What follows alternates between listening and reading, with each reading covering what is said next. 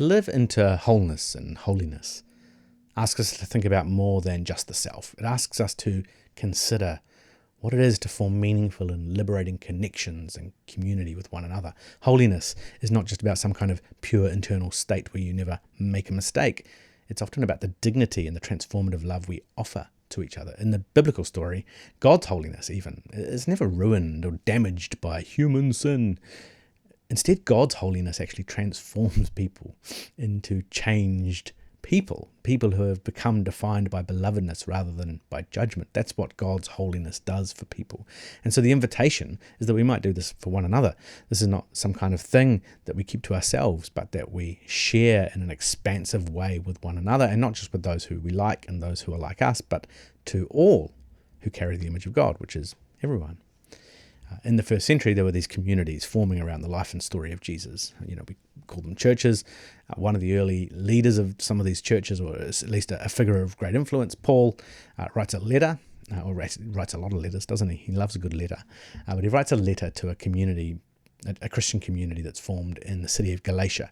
And he's actually he's kind of frustrated, a bit angry, in fact, in his letter to the Galatian church, because he's heard all of these stories among them that they're getting caught up in the games of who belongs and who doesn't and why. And have you done these things? Because if you haven't done those things, then you don't get to belong. And you're not as valuable or important as us because you haven't done these things. And, there's lots of arguments around law keeping and around circumcision, really kind of contextual stuff that might not relate so much to the kinds of things we have arguments about.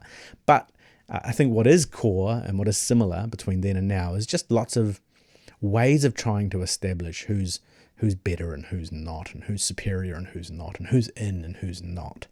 Stuff that we're still very familiar with. And in the midst of all of this, Paul says this phrase. He says, "There's neither Jew nor Gentile, neither slave nor free, nor is there male and female, for you are all one in Christ Jesus."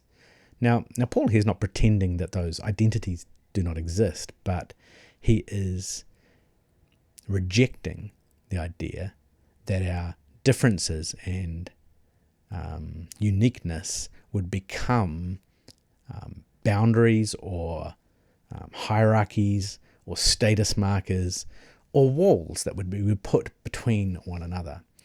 And so he's dealing, yes, with these really specific issues in this community, but really for him, they are just an example of this much bigger idea.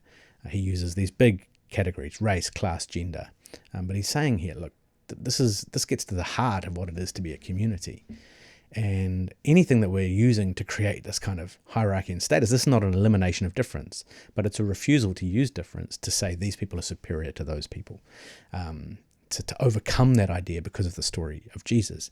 And so he's calling this community toward a different kind of ideal, that all are one in Christ, and so there is this invitation into some kind of egalitarian community with one another.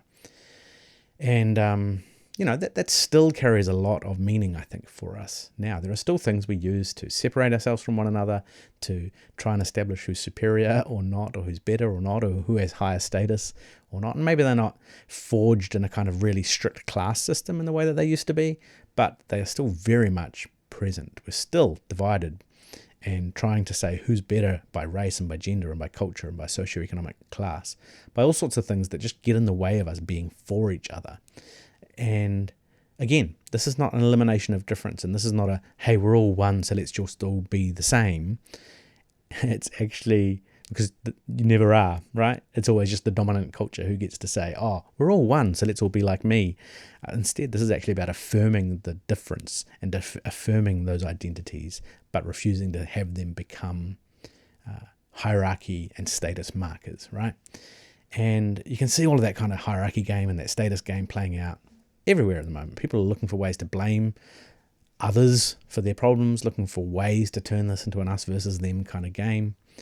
And of course, like naturally, we look for similarity, right? That's how often we find a sense of commonality and of community and solidarity. And so similarity can be a really meaningful and important thing. But what Paul seems to be saying here, and what I think is an interesting idea for us, is that similarity, like finding people with whom you have some commonality, can't become or shouldn't become an excuse and a stepping stone towards exclusion, for seeing those who are not like us as outsiders. And so this statement that he makes here, that challenges gender hierarchy, that challenges slavery and ethnic exclusion, it paves the way for an early church that, despite getting many things wrong along the way, in those first few centuries helps to undo many of the ways that the Roman Empire had separated people from one another. And, you know, in a sense, this idea of like being one, right? It results in real action in the world. It's not just a nice philosophical idea. The hope is that it changes the way we see and treat one another. That we're called into some kind of connectedness, into ways of justice in the world. It becomes a beautiful and challenging invitation in my everyday life. It challenges me with the question, like, how do I relate to and treat those around me? Do I see some people as less than me because of my status or relative wealth or privilege? Do I see myself as less than others? To those who have had a lot of power and privilege ripped away from them, what does it look like for us to create communities where that dignity and status is restored? And for those who have elevated themselves and seen themselves as superior, what does it look like to come into community where we're encouraged to take up humility? This is what like a justice-making kind of community starts to look like. And these are the kinds of things that early Christian communities were trying to wrestle with.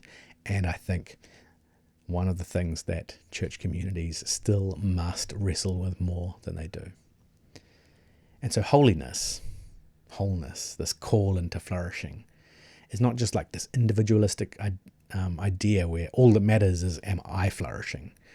But actually that we want to cultivate communities where all of us flourish together, where those of us who need to be reminded of humility and to create space for others, discover that as we do that, we don't lose, but we find richness and connection that we otherwise wouldn't find, and we learn things that we otherwise wouldn't learn, and we take up a posture of openness to those who are not like us. And for those who have been pushed to the edges so often, room is made at the table. In fact, the table might even be centered around them, and the whole conversation of what it is to be community together changes and shifts and becomes truly countercultural in so many ways. And I think that's what a life of wholeness and holiness is calling us into in community with one another. So we finish usually each one of these with some kind of reflective moment. And I have a benediction, which I guess is like a blessing or a prayer for you today, which I'm going to again include on the online page so that you can take it if it's helpful for you. And in some ways, this captures a whole lot of what we've talked about here over these last 6 reflections. And I hope it invites in some way a sense of expansiveness. So here we go. So take a moment if you need to. Just take a couple of deep breaths and in and out. Allow yourself to become present to the moment. To tune in, to be in your body, and maybe just to acknowledge you're here. There is divine goodness in the world. You're okay. And here's my benediction for you. May you come to know that God is with you and for you and in you.